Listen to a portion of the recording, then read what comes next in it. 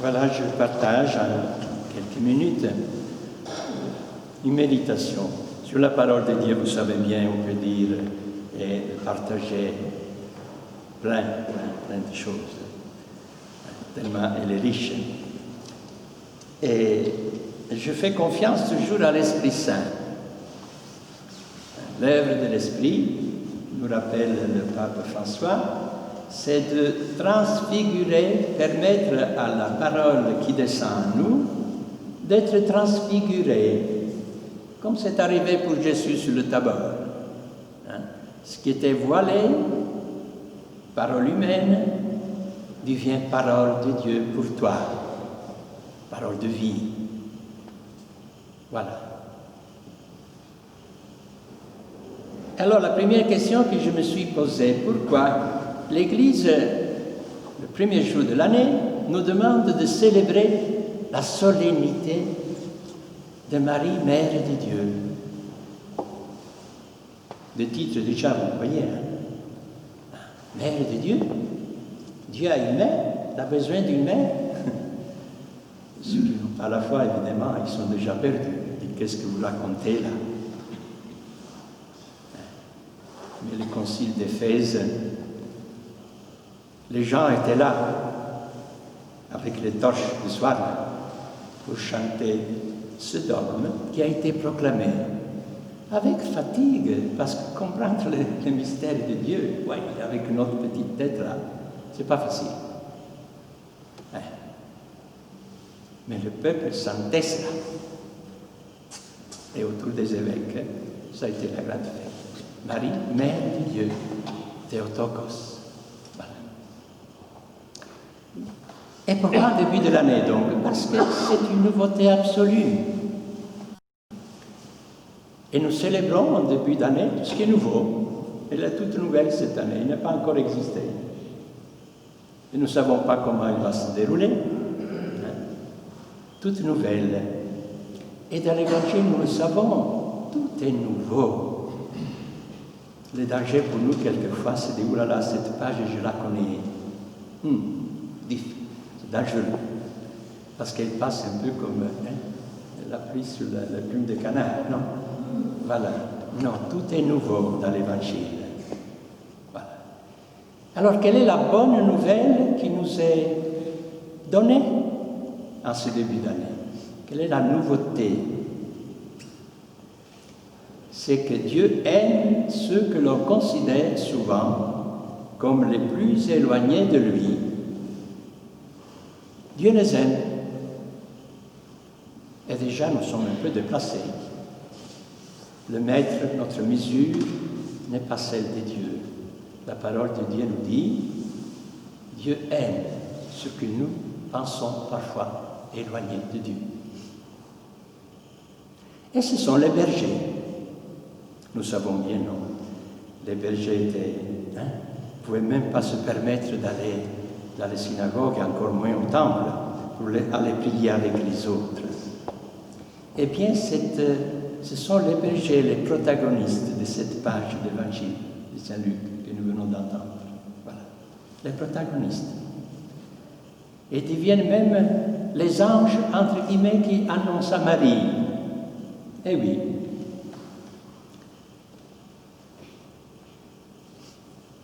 Nous avons entendu la nuit de Noël, la grande nouvelle.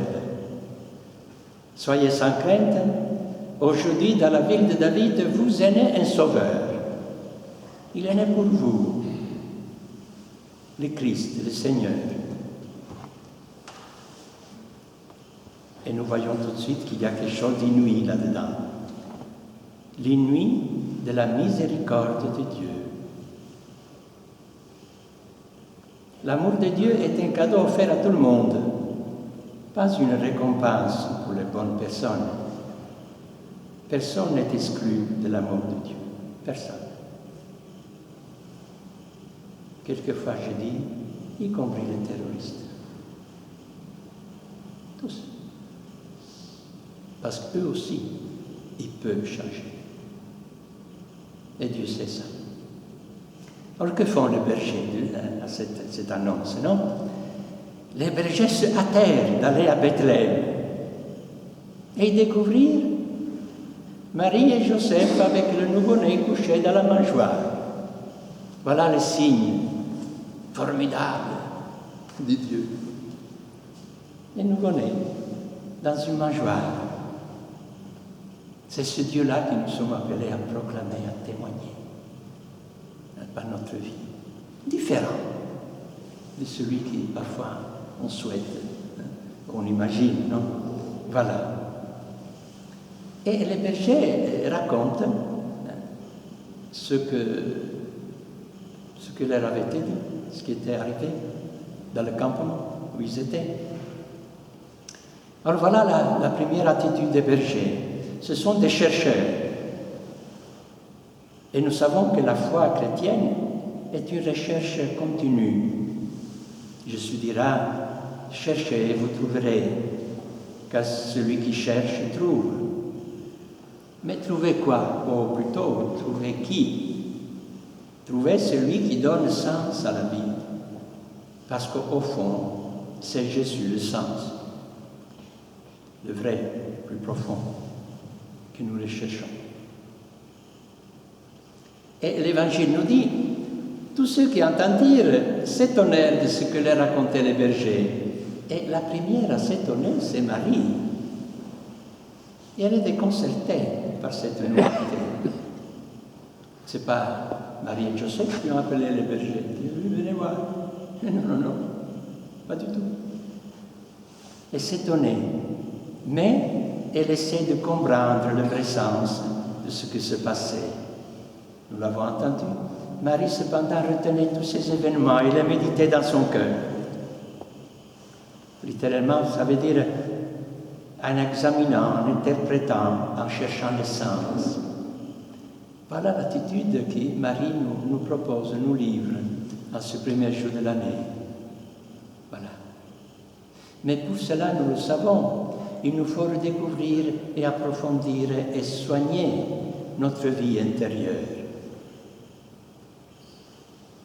Et nous marchons dans un monde où ce n'est pas facile de s'arrêter, de descendre à nous-mêmes pour essayer de capter ce que Dieu veut nous dire. Quelquefois, nous entendons dire le hasard, non? Mais nous disons tout de suite, le hasard pour le chrétien, ça n'existe pas. Et ça m'a plu l'autre jour quand j'ai entendu, paraît-il que ça vient d'Albert Einstein, non? Que le hasard, c'est Dieu qui se promène incognito. Ah, c'est beau, hein? Incognito.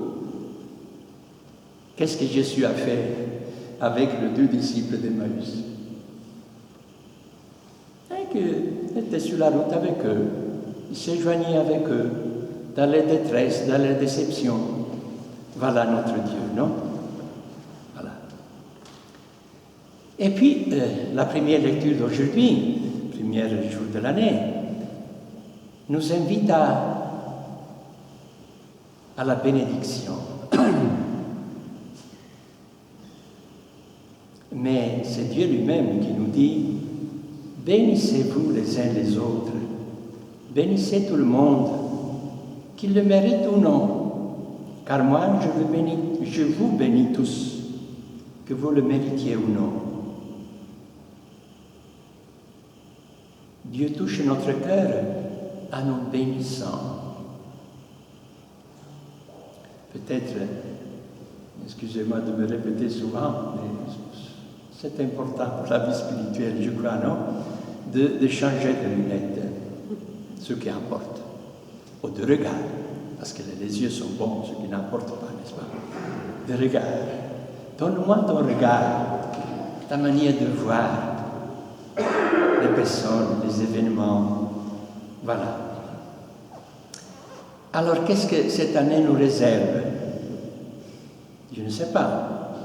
Mais je suis sûr d'une chose, le Seigneur qui se fait notre compagnon de route, nous le savons, nous donnera sa grâce, il se tournera vers nous et nous bénira.